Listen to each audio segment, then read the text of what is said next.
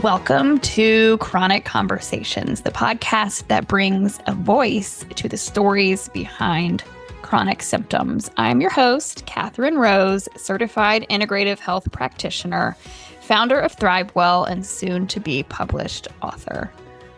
After years of battling unexplained symptoms and finally getting a diagnosis of Hashimoto's, I turned my pain into purpose. Now I help women just like you feel seen, heard, and validated while uncovering the root causes of symptoms and helping to create lasting wellness. Each week, I'll share insights from my own journey, some proven strategies that I use with clients, and conversations with fellow experts and warriors. You're not alone, and you can thrive. Now let's get into today's conversation.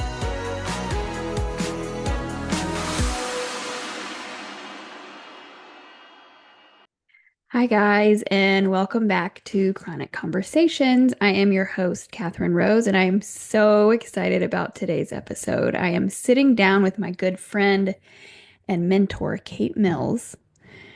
Kate has been such a bright light in both my health journey and business journey, and I just know you're going to love hearing from her. She's got a wealth of knowledge. So today we're diving into Kate's story, particularly her experience as a professional athlete and how that shaped her relationship with her body, food, and health. Now, I know most of us aren't professional athletes, but her journey is such a powerful, eye-opening example of something a lot of women deal with, and that is undernourishing our bodies. If you're a mom or a woman in her 40s, or 50s who's struggling to lose weight, this episode is definitely for you. We've been told for years that the answer to weight loss is to eat less and move more, right? I know that's what I heard for years and believed for years. And maybe that even worked when you were younger. I know it did for me. But now it's like your body just isn't responding anymore. And you're left wondering what's wrong with me, or what am I doing wrong, or why can't I do this? But what if the problem isn't your body? What if it's the way you're trying to, quote, fix it? So Kate's going to share how undereating, overtraining, and not truly nourishing her body took a serious toll, and how it applies to the rest of us, even if we're just trying to get through the day, take care of our families, and feel like ourselves again. We'll talk about how things like cutting too many calories, restricting carbs, or relying on injections like GLP-1s can actually backfire, slowing down your metabolism, throwing off your hormones, and making it even harder to lose weight in the long run. Our bodies are designed to function in harmony, everything working together. When we don't give them the nourishment they need, everything can get thrown out of balance. Oh, and did I mention Kate just had a beautiful baby boy? I'm so grateful she's here with us today and has taken the time to chat, postpartum and all, to share her wisdom with us. Let's get into it. Here's my conversation with Kate Mills. Kate, I'm so excited to be here with you. I'd love it if you could give us a little background on your health journey and who you are. Like, who is Kate Mills?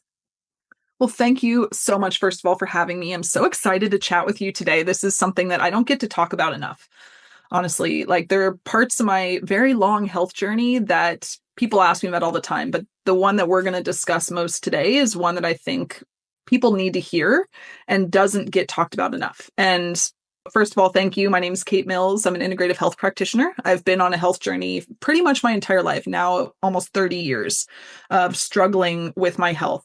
A lot of different things: Lyme disease, mold illness, parasites, yeast overgrowths, daily seizures, headaches, you name it. Like, it's been a really crazy and wild journey until the last maybe 5-6 years, where I was able to kind of overcome all those things on my own and utilizing, root cause integrative health, biohacking tools, things like that. And I specialize in understanding and identifying root causes because of all the different things that I've gone through. And it all started kind of middle of high school when I got really, really sick. I went through a surgery and I ended up coming out of that surgery unable to see and read, and I had to drop out of high school because I lost the ability to read. I'd have all my stuff read to me and stuff done verbally, and Wow. at that point I started to dive into nutrition and exercise and all the kind of natural things that we now know are so important. But to me, I had to dive in headfirst at a very young age when most Yeah. people are eating horrible foods. I went cold turkey on gluten, sugar, dairy, all the, the culprits. And I was able to get healthy pretty quickly. Yeah. But this part of the story is what I kind of want to focus on today because it leads into the big problem I had when I became a professional athlete. And at 15, 16, when this happened, I was so sick. The environment in my body was just a disaster. I was eating a lot of sugar. I was not eating enough protein. I was super toxic. I had taken years of antibiotics, and my body was just a disaster. And when I started to change my diet, what I found was that what helped me the most was actually sitting on a stationary exercise bike for 3 to 4 hours a day.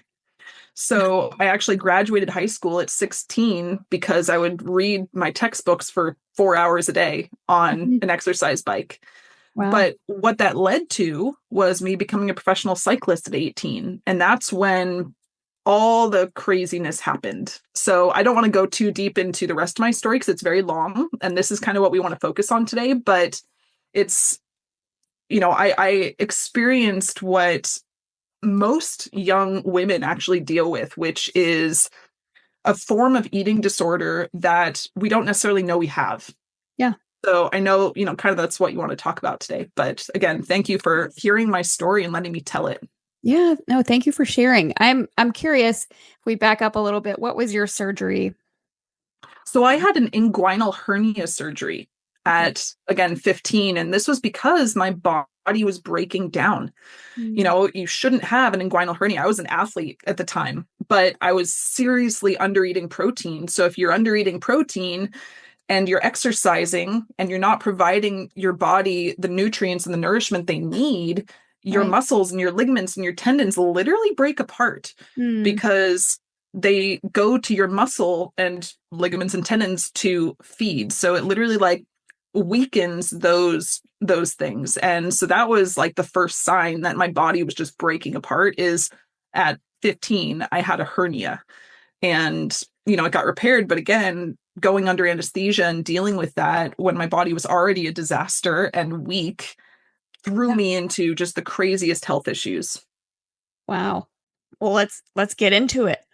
So, the first question I have for you, can you just take us back in time as a professional athlete and tell us a little bit about like what your relationship with food was like and your relationship with your body?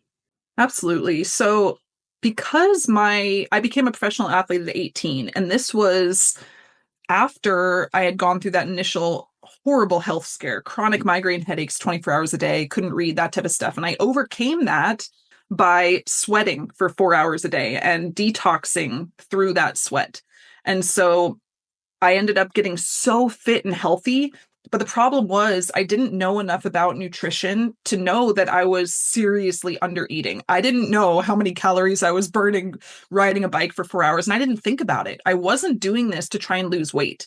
Hmm. I was doing this because it was the only way I could feel good and the only way I could read. So I had, a year plus of doing a ton of low level exercise and seriously under eating and undernourishing myself. And, you know, in my brain, I was an athlete. And this is something that's really challenging for people is even, a year later when I figured out what the problem was and I went to a doctor that I'll talk about in a second, she told me I had an eating disorder and I was so angry. I was so Mm. angry because I was like, I don't have an eating disorder. I'm eating a ton, I'm an athlete. I'm not trying to lose weight. I'm not trying to look better. Like I love food. I had all that, but I was still undernourished. And even Yeah. being, you know, under eating 500 calories a day was making me lose weight so quickly. I just couldn't keep it on. And it was causing me a lot more health issues than I expected. And so I loved food. I had no issue with eating a lot of food, but I was not providing my body what it needed for the amount of exercise I was doing. Hmm. Yeah. So that's where everything kind of went downhill again. Like I got really healthy and I started, training more. I went from a stationary bike to a road bike and Hmm. started riding on the road. I started riding 3 to 5 hours a day on the road because I was loving it and I felt so good. But when you're riding and exercising that much, my body was burning 6,000 calories a day and I was only eating 5,000. And I Yeah. thought 5,000 was so much. I was literally doing nothing but eating and training, eating, training, eating, training. Yeah. And that 5,000 wasn't enough. And I was literally like shriveling away. Yeah. So it was kind of crazy. The for the stationary bike, this is a random question kind of, but why 4 hours? Like why? Because I just, it was the only time I felt good. Oh, right. You know, it Yeah. was it was very low level. I was doing really low level, like 120 heart rate, but I had blood flow and I had oxygen getting to my brain. So while I Hmm. was on the bike, I could read, I could see, I could think. I'd get off the Right. bike and that would stop. Like I Hmm. still, was struggling with extreme brain fog and headaches.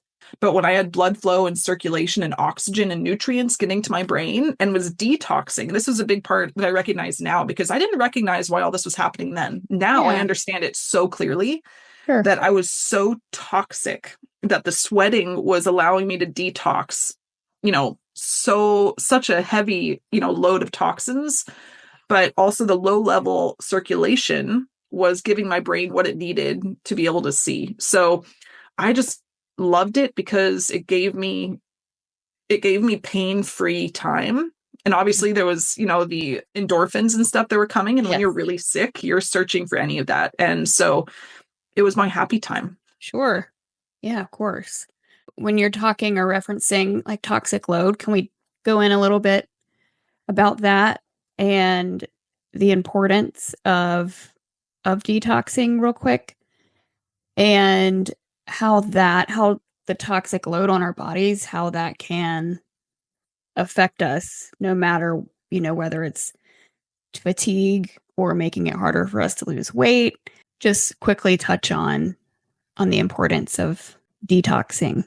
Yeah. And honestly, detoxing is my entire life now. And it's the Mhm. number one thing that I have every one of my clients do. And I talk to everyone about is the importance of detoxing because our environment, we're surrounded by hundreds of thousands, maybe 100,000 man-made chemicals that aren't supposed to be in your body. Our air, our water, our food, our personal care products are all filled with hundreds of chemicals and pharmaceuticals and things that put stress on the body.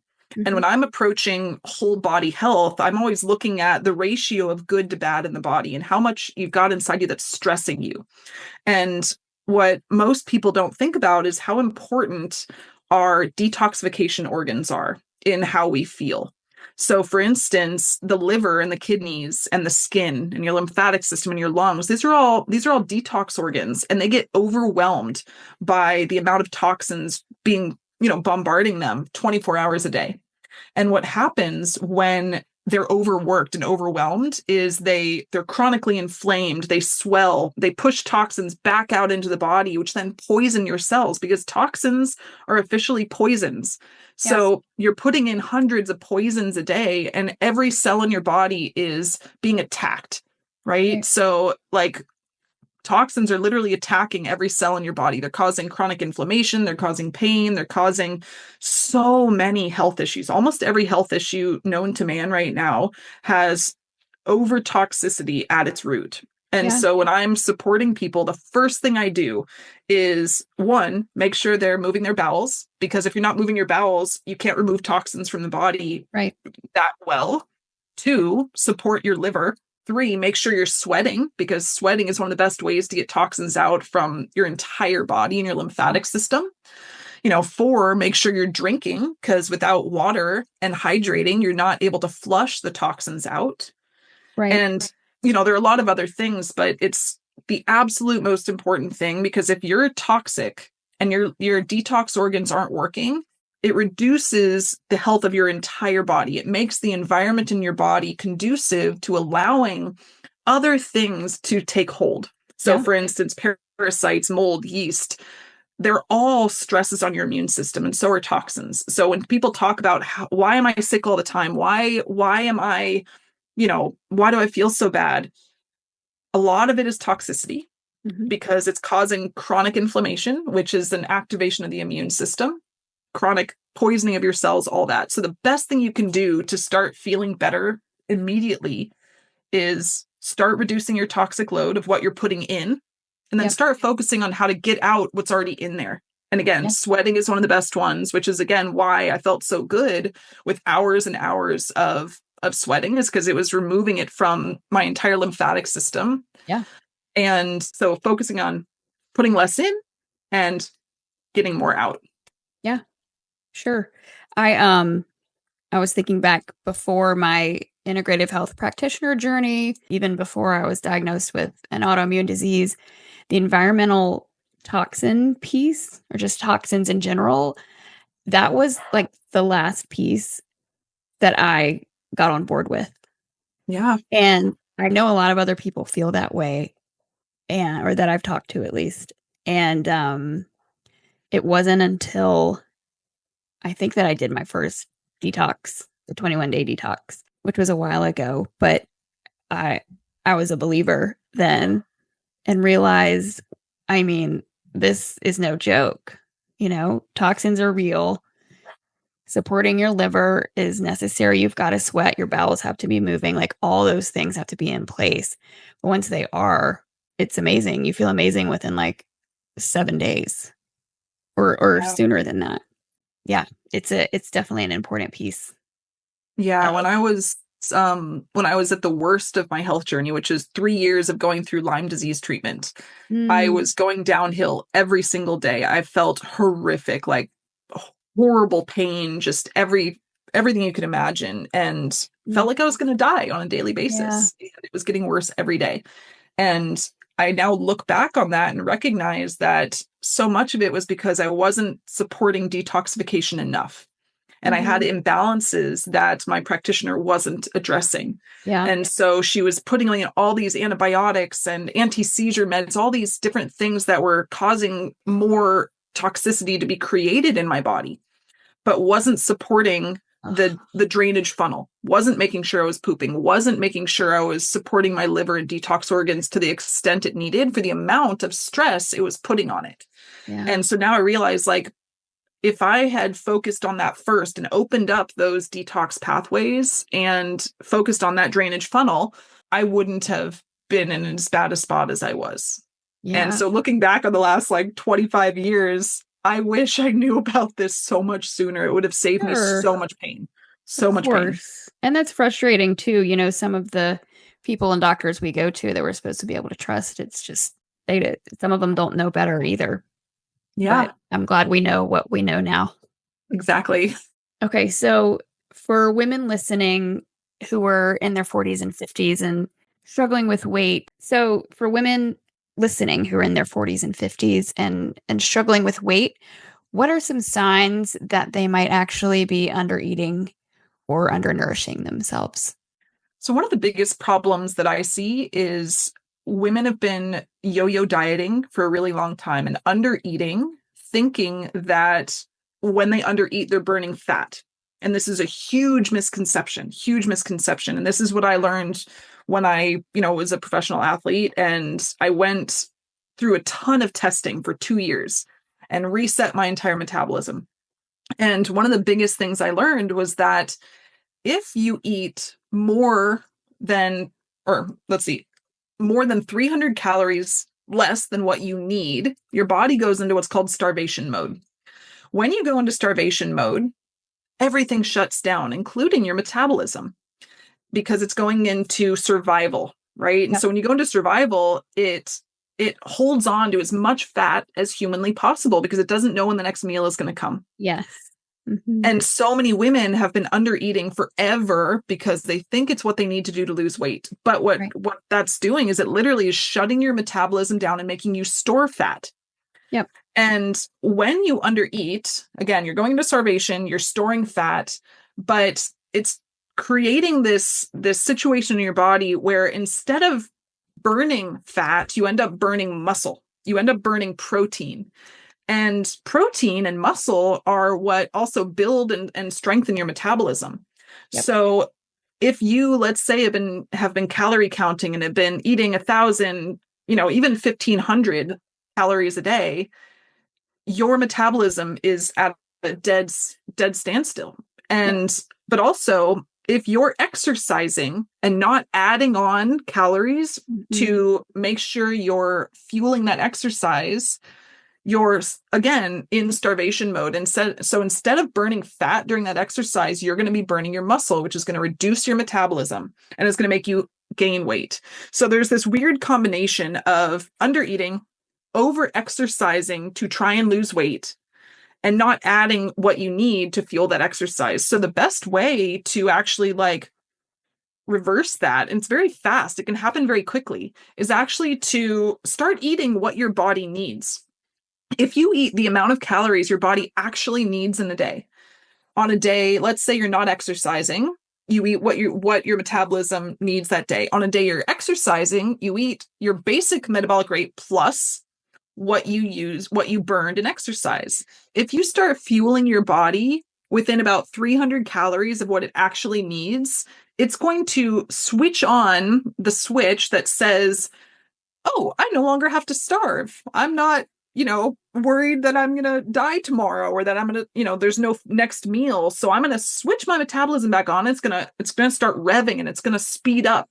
And what you're going Right. to find is you're actually going to start turning, burning more calories and more fat. You're going to switch from burning muscle to burning fat.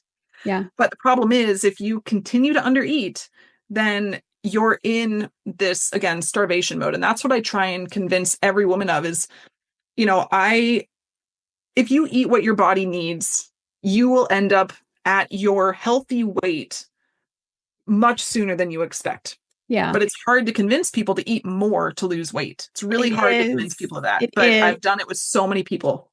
Yeah. That's something that just came into my mind, the food fear, fear of food.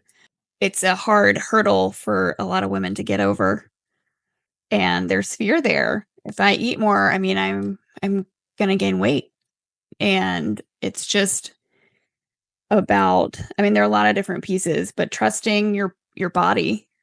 Mhm. If we learn to listen to our body over time, and once it gets back into the fear of food, if you tell a woman that they need to eat more in order to lose weight, that kind of sounds contradictory or can just bring fear. Like, I know I'm going to gain weight if I eat more food, or that's just the mindset that a lot of us are in. I know I was there at some point years ago. But another thing too, make sure you're eating enough, but make sure you're eating enough of the right foods. It's not like we can just sit on the couch and eat a bag of potato chips, right? So let's get into the kinds of foods and yeah, that we should focus on. Yeah. And I'm so happy you brought that up because when I'm telling women to eat more, it's not go out and eat junk food, right? It's you want to focus on whole foods. You want to focus on foods that don't have any added ingredients, right? That are as close to nature as you can get. Yep. No matter what, if you reduce the amount you're eating out, if you cut out the processed foods and the simple sugars, if you start eating, you know, fruits and vegetables and good fibers and beans and clean, grass-fed meats and, depending on your diet, but if you really focus on home cooked whole foods and making sure that you have protein, fat, and carbs at every meal, this is really important, and you spread them out. So some people say you want to go long periods without food, but that again triggers the starvation, Yeah. thing in your brain. So you want to give your body food when it needs it. And when it needs it is approximately every 3 to 4 hours. So if you Yep. go long spans without food, 6 hours, every time you hit that 3.5 hour mark, your metabolism is going to dive because it's going to think that the next meal isn't coming again. So to switch on that metabolism, you want to eat clean, healthy, organic, whole foods, and you want to make sure you're eating protein, fat, and carbs every 3 hours. Hmm. And if you break up your food in that way and you're eating 5 or 6 smaller meals a day, your metabolism is going to stay higher. You're going to build that trust back in your brain that Yeah. you're going to provide food when it needs it. And you're going to start nourishing your body. This is another problem I had when I was an athlete is because I was eating 5,000 calories a day, I wasn't eating quality food. I was trying to get in so many carbohydrates. It was like pasta and rice. And so I wasn't eating enough greens. I wasn't eating a variety of colors, right? And I Yeah. was under eating protein. And so, I was putting in tons of calories, but I wasn't getting enough nutrients out of them. And when you're nutrient deficient, Hmm. that's also going to tell your body, like, okay, there's something wrong here. I need to protect myself. And so, really, just focusing on quality foods, reducing and removing the toxicity. And when you eat out, people don't realize the horrible stuff that restaurants use to cook our food.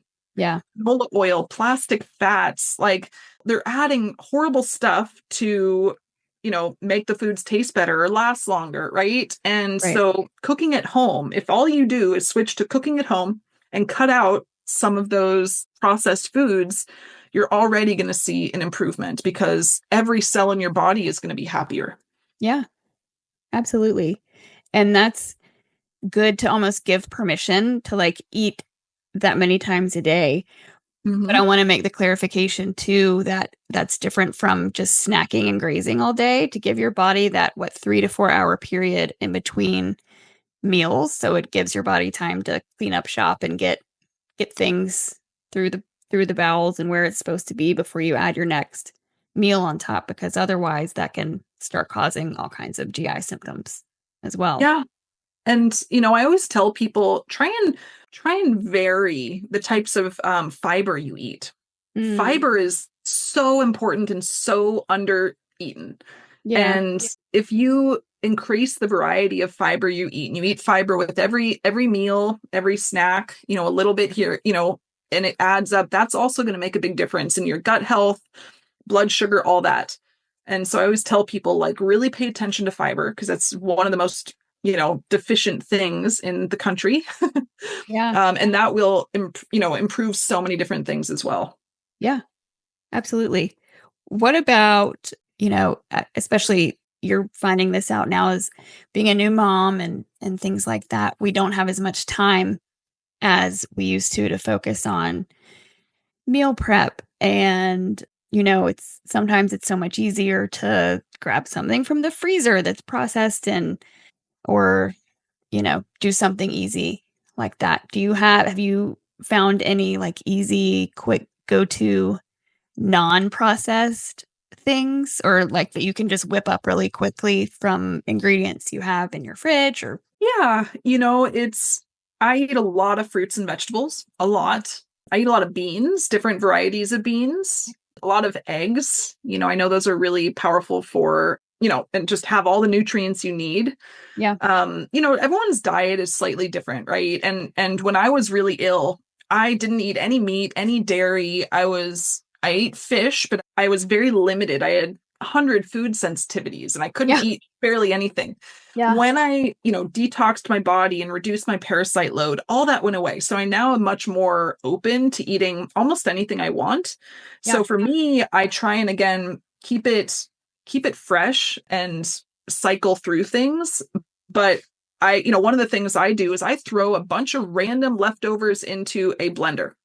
So yesterday I had a juice or a smoothie halfway through the day that was leftover, celery and beet and lots of random vegetables and fruit that can, make sure that I'm getting the rainbow because that's the Yeah. one of the biggest things that people miss is they don't eat the rainbow. Yeah. You should be eating 8 to 10 servings of different colors of fruits and vegetables a day. And sometimes it's hard to cook, but if you can just throw them in, a Yeah. smoothie and drink them, Done.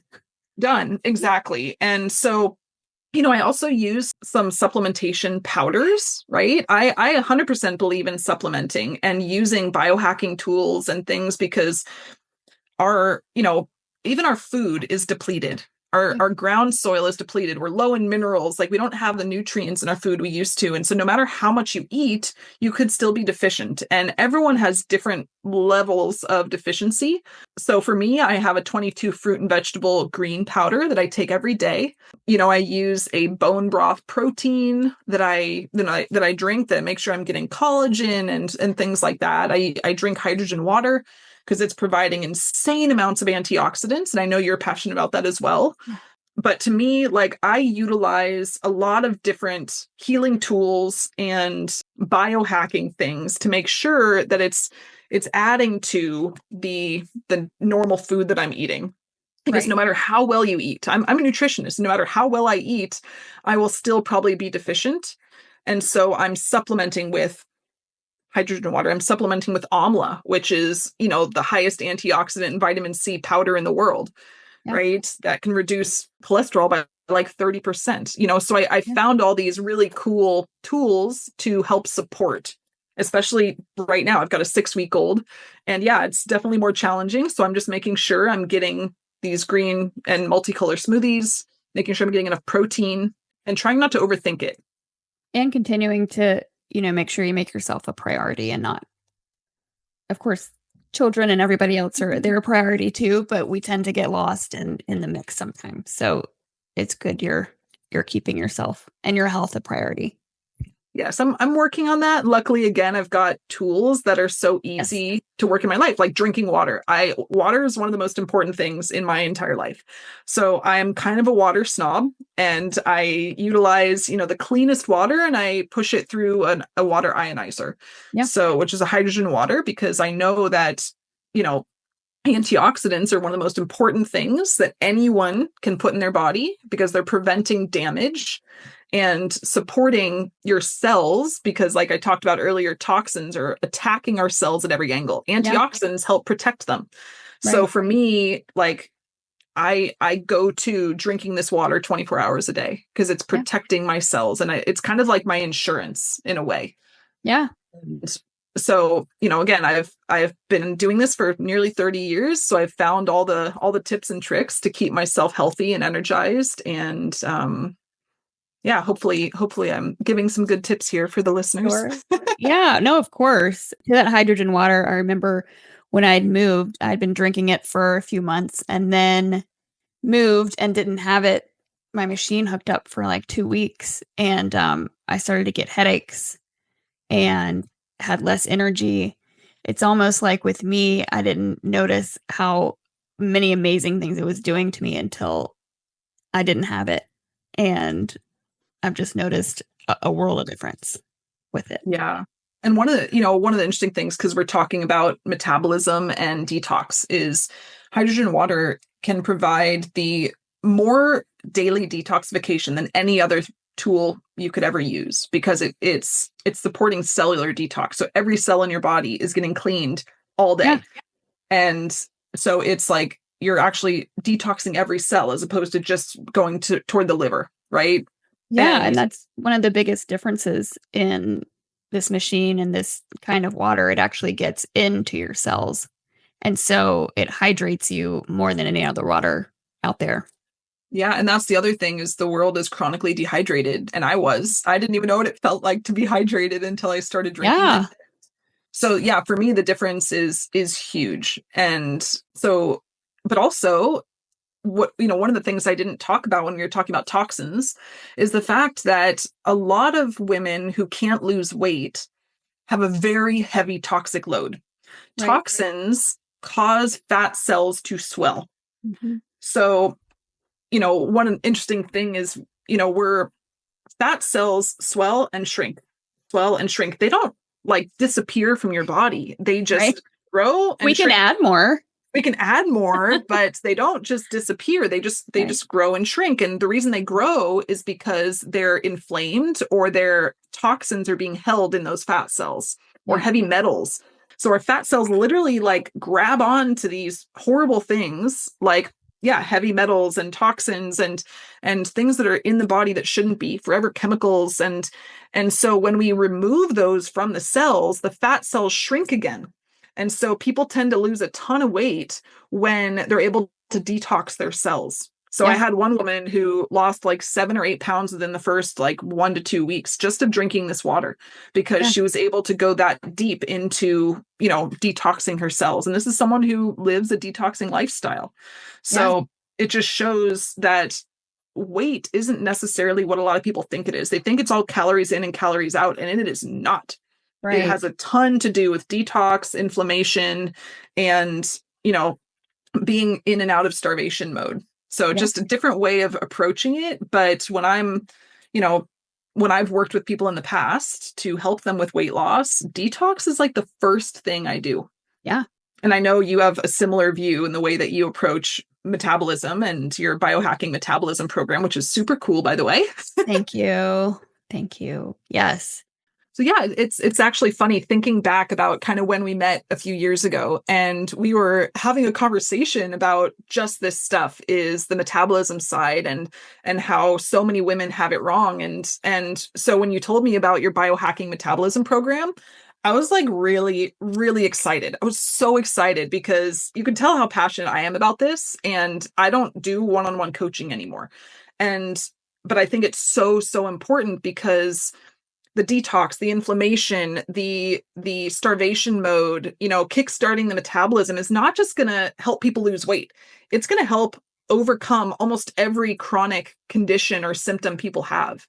Yeah. And so when we were going through like your method, which I love by the way, that I think this is what a lot of people miss. When you go Yeah. into a normal like weight loss program, it's all about, diet and exercise. And while Yeah. yeah, those are kind of pieces to the puzzle, they're nowhere near as big as these root causes. And Right. so to me, like that was the most exciting thing about your program and why I'm like referring people to you now because such a unique method that I know works because I've taken Right. people through a similar, you know, at least some of those steps. And so I think like it would be great for you to tell people like what are some of the other components because like you go through detox, you go through inflammation, you go through resetting their metabolism, kickstarting, getting them out of starvation mode.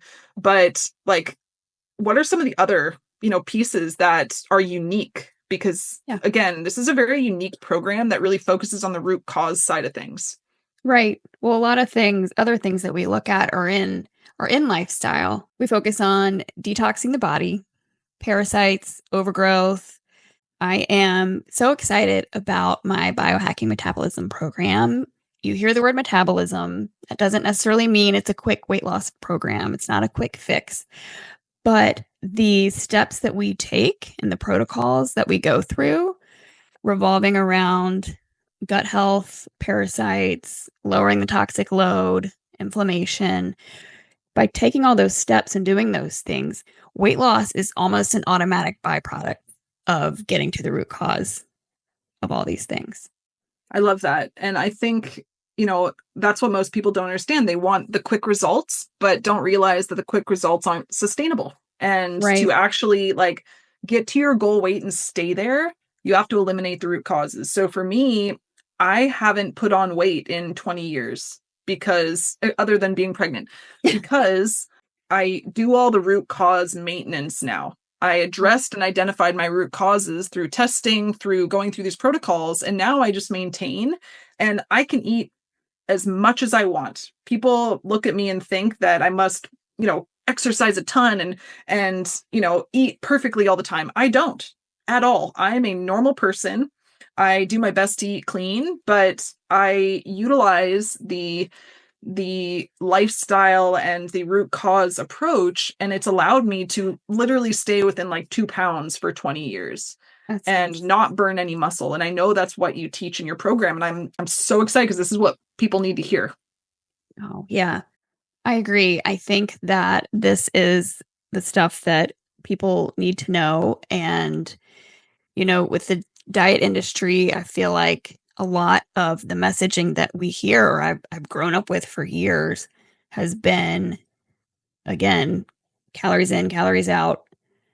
We want to undereat. In our mind, it's not we're under eating, but eat less and exercise more.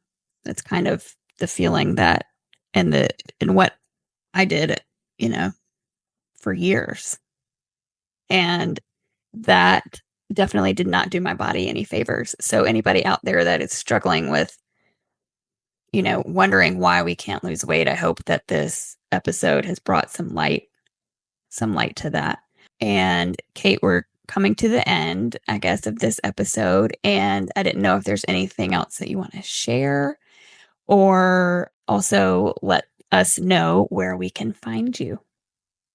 Yeah, thank you. And I'm so glad I got to talk with you today. And hopefully this has brought a lot of insights to women out there who maybe feel really stuck, and you're right, the diet industry has been leading us wrong pretty much our entire lives. And everything you read everywhere, every company out there that's telling you to, eat less, exercise more, right? If they're not focused on having you remove toxicities in your body, having you remove the overgrowths and parasites, if they're not looking at that stuff, then they're just trying to sell you something. I think, I could talk all day about how important it is to reduce the stress in the body. And I also like to have people reframe the way they think about stress, because most people think about stress just as, external work stress, relationship stress. But I like to Sure. look at the levels of stress in the body. Most of the stress that you're dealing with is actually internal. And so recognizing how important it is when you're struggling to lose weight, that impacts your hormones. If you're stressed from internally and externally, it's messing with your hormones. It's slowing down your metabolism. It's creating so much imbalance in the body that your body doesn't feel safe, and it needs to feel safe to release that excess weight and the inflammation. And so when you're looking at, again, toxins, parasites, yeast, mold, all these different things, you're looking at bad stuff up here and the good stuff down here. If you can focus on reducing the bad and improving the good, then everything is going to improve. Your weight, your chronic symptoms, you name it, are all going to get better. And so I kind of want to leave you with that. If you want to connect with me in any way, my Instagram is Root Cause Kate. Again, I focus on addressing pretty much everything in life from the root cause level, not just health, business, leadership, family, relationships, everything. I believe there's a root cause that can be addressed. And so that's the way I kind of approach all of life. And so it's Root Cause Kate and rootcausekate.com. But again, thank you so much for having me. I love having these conversations, and we could talk about this stuff all day. I know we could. I appreciate you taking the time. I know you were busy, busy, busy.